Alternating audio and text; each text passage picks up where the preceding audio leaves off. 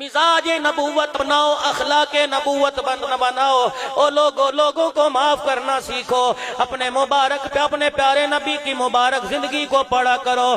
اللہ اکبر۔ بچہ memory card دیتا ہے، اماں جان کہتی ہے بیٹی کو گیم کھیلنے کی عادت ہے، میرا بچہ دوسروں کے جا کے ٹیب پہ کھیلتا ہے، فکر نہ کر بیٹے، اس تنخواہ پہ مجھ میں اس تنخواہ پہ موبائل بھی لا کے دوں گا، اس تنخواہ کے اوپر میں تجھے میموری کارڈ بھی بنوا دوں گا، طرح طرح کی گیم میں لا دوں گا۔ اس بچے کو نبی کی مبارک زندگی لا کے دے۔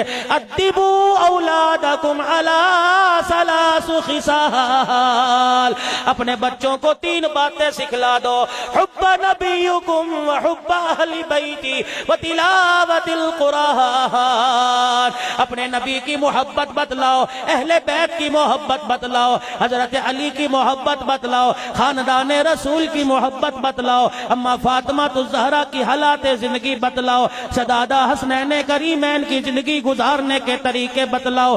سائل دروازے پہ آیا، حضرت علی رضی اللہ تعالیٰ عنہ باہر بیٹھے کھانا کھا رہے ہیں، اللہ کی قسم کوئی حلوے مکھن نہیں تھے، کوئی مغز حلوے میں ڈلے نہیں تھے، باداموں والا حلوہ نہیں تھا، پستوں والا حلوہ نہیں تھا، بلکہ سوکھی روٹی کے ٹکڑے پانی میں بھگو کے کھا رہے تھے۔ ایک فقیر آیا، اندعم فی سبیل اللہ، میں بھوکا ہوں، مجھے بھی کچھ کھانے کو دو۔ حضرت علی نے سامنے مکان کی طرف اشارہ کر دیا، فرمایا اس مکان کی دروازے کی کنڈی بجا دے، یہاں سے کوئی بھوکا خالی نہیں گیا ہے۔